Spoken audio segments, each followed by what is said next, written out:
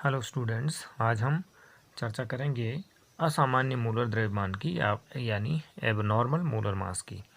ये क्या चीज़ होती है, इस पे चर्चा करते हैं। यानी हम इसको इस तरह से डिफाइन कर सकते हैं कि जब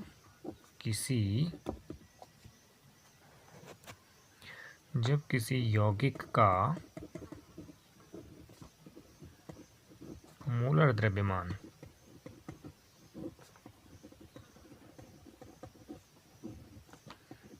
अणुसंख्य गुणधर्मों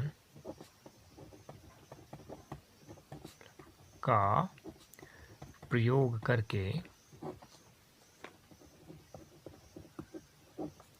ज्ञात किया जाता है,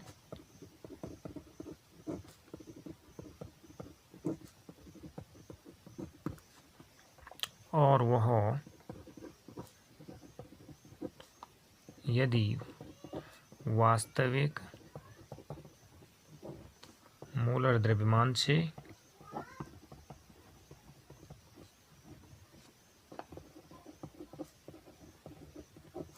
कम या अधिक प्राप्त होता है,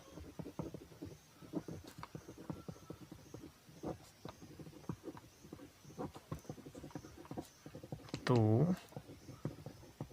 उसे असामान्य मोलर द्रव्यमान कहते हैं।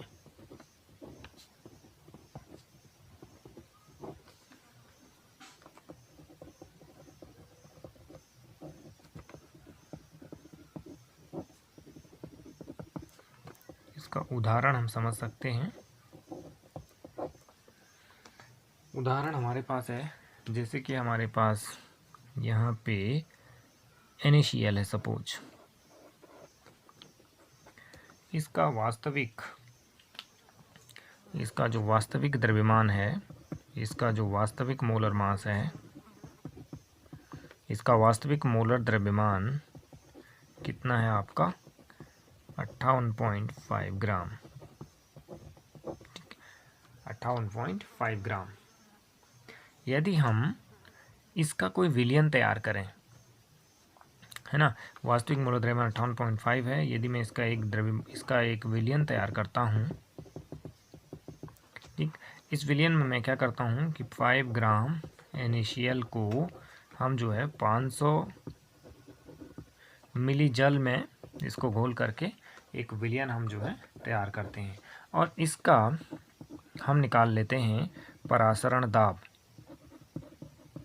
यानी हम इसका परासरण दाब निकाल लेते हैं। तो परासरण दाब यहाँ से हम इसका निकाल लेंगे प्रायोगिक तौर पे हम इसका जो है परासरण दाब निकाल लेंगे। परासरण दाब जो है हम इसका कैलकुलेट कर लेंगे, यानी पाई हम इसका कैलकुलेट कर लेंगे। अब हमारे पास जब मैं इसका मोलर द्रव्यमान ज्ञात करूँगा, M इज इक्वल टू, जो हमारे पास फॉर्मूला था, क्या फॉर्मूला था इसका, था क्या था, पाई इज इक्वल टू क्या था हमारे पास, जो हमारे पास ये फॉर्मूला था, क्या था, pi is equal to WA upon MA dot RT upon V। ये वाला फॉर्मूला था हमारे पास। तो हम यहाँ से अगर M कैलकुलेट करूँ, मैं यहाँ से MA कैलकुलेट करूँ, तो MA कैलकुलेट मेरा क्या हो जाएगा, WA अपॉन आपका pi dot RT upon VL, V litre में था। तो ये फॉर्मूले थे मेरे पास दो, इस तरीके से ये दो फॉर्मूले थे। अब मुझे इस फॉर्मूले में मैं पाई का मान रख करके, क्योंकि ये सारी चीज़ें तो मुझे मालूम है, क्योंकि हम किस ताप पर काम कर रहे हैं, क्या हमारा लीटर में क्या इसका सॉल्यूशन है, आर की वैल्यू मुझे मालूम है, टी हमें मालूम है, WA हमें मालूम है 5 ग्राम।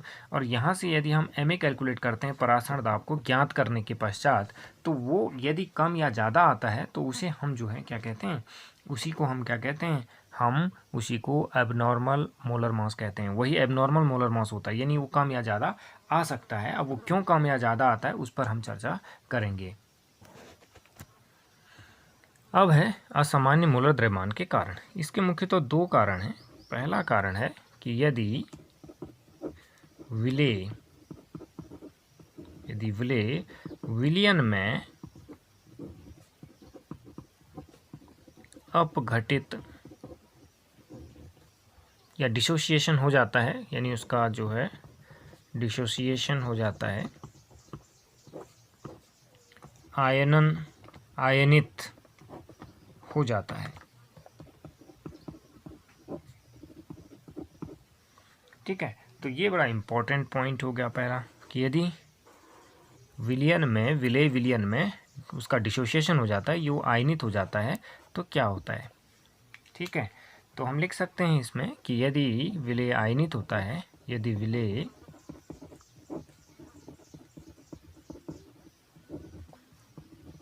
आयनित होता है तो विलयन में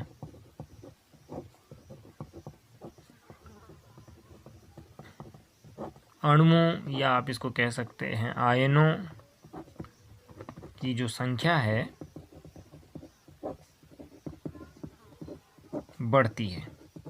आयनों की संख्या बढ़ती है, यानी विलेय में यदि विलेय आयनित होता है तो विलयन में अणुओं या आयनों की संख्या जो है बढ़ जाती है, बढ़ती है, जिससे विलयन के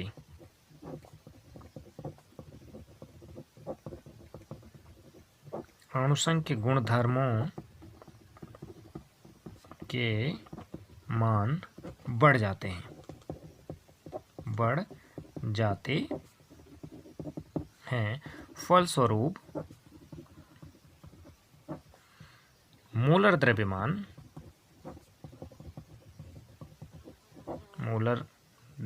यानी मोलर मास घट जाता है। इसको समझ लेते हैं, इसको हम जो है अब समझ लेते हैं।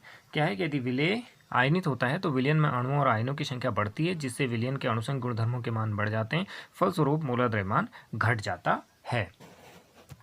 आइए इसको समझते हैं। जैसे मेरे पास अणुसंख्य गुणधर्म है परासरण दाब यानी पाई, इसके बारे में हम पढ़ चुके हैं, और पाई इज इक्वल टू हमारे पास क्या होता है CRT होता है, या N/V/RT, या इसको हम इस तरह से लिख सकते हैं NRT/V, ये हम लिखते हैं। तो इसमें आपको नज़र आ रहा है कि पाई, यहाँ पर से मुझे क्या नज़र आ रहा है कि पाई डायरेक्टली प्रोपोर्शनल है किसके, N के। और N क्या है, ये N होते हैं मोल्स होते हैं, मोल कह सकते हैं, और मोल क्या होते हैं, अणुओं की संख्या होती है। मोल क्या होती है, अणुओं की, ये अणुओं की संख्या होती है, अणु या जो भी हो, आयन हो, जिसकी भी संख्या हो वो। यदि इसका मान बढ़ेगा तो इसका मान भी बढ़ेगा, कहने का मतलब है कि पाई का मान बढ़ जाएगा। अब यहीं पर यदि इस फॉर्मूले को और एलिब्रेट किया जाए तो फॉर्मूले को हम इस तरह से लिख सकते हैं, हम इसको लिखते हैं WA/MA इंटू RT/VL, इसको VL लिख लेते हैं, ये फॉर्मूला था। और यहाँ पर यदि मैं मोलर मास का गणना करूँ तो मेरे पास MA की मैं गणना करूँ तो मेरे पास क्या होता है, ये WA/ यहाँ पे हो जाएगा पाई और डॉट RT/VL, ये हो जाएगा, ये फॉर्मूला बनेगा।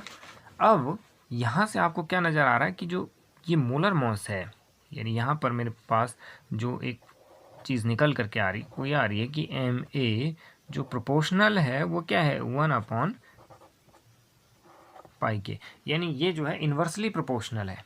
ये क्या है, इन्वर्सली प्रोपोर्शनल है, अर्थात यहाँ पर हमारे पास यदि परासरण दाब बढ़ेगा तो ये घट जाएगा। और परासरण दाब कब बढ़ेगा, जब अणुओं की संख्या बढ़ेगी। और अणुओं की संख्या कब बढ़ेगी, जब ये विलयन में क्या हो जाएगा, इनका डिसोसिएशन हो जाएगा या आयनन हो जाएगा। तो इस कंडीशन में ये जो है बढ़ जाएगा। अब जैसे आप जो है NaCl को घोलते हैं, सपोज करिए हम वाटर में NaCl को डिज़ोल्व करते हैं, जितना भी हम NaCl डिज़ोल्व करते हैं Na+ और Cl-, तो एक NaCl यानी मैं यहाँ पर 1 मोल अगर मैं इसकी बात करूँ NaCl की, तो ये यहाँ पर अगर ये डिसोशिएट होता है तो ये Na++ और Cl- में जाता है, और इसके भी क्या बनते हैं 1 मोल, और यहाँ पे क्या हो जाता है 1 मोल, और टोटल कितने बन के आते हैं 2 मोल, यानी यहाँ पर 2 मोल हो जाते हैं। तो कहने का मतलब है कि यदि हम जो है NaCl का मोलर द्रव्यमान परासरण दाब के जरिए कैलकुलेट करें तो उसने क्या आना है, हमारा कम आना है, क्योंकि यहाँ पे अणुओं की संख्या जो है जस्ट डबल हो जाएगी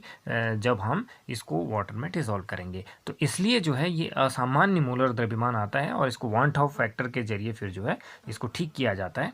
इस पर हम आगे चर्चा भी करेंगे। तो ये पहला पॉइंट था कि ऐसे यदि हो, ये तो मैं ये पूरा जो इसके अंदर लिखा है उस चीज़ को इसमें समझाया गया है कि जो है किस तरीके से ये होगा। और दूसरी तरफ कोई भी इस तरह का अगर हो जो आयनित हो जाता हो तो उसके लिए जो है ये असामान्य द्रव्यमान उसका निकलना ही निकलना है, यदि हम जो है अणुसंख्यक गुणधर्मों को यूज करके हम जो है यदि मोलर द्रव्यमान ज्ञात करते हैं। अब दूसरा बिंदु आ जाएगा कि यदि विलयन में विलेय अणुओं का संयोजन हो, अर्थात विलेय के अणु जो है जुड़ जाएं और कम हो जाए, तो हम इसको लिख सकते हैं कि यदि विलयन में विलेय के अणुओं का संयोजन होता है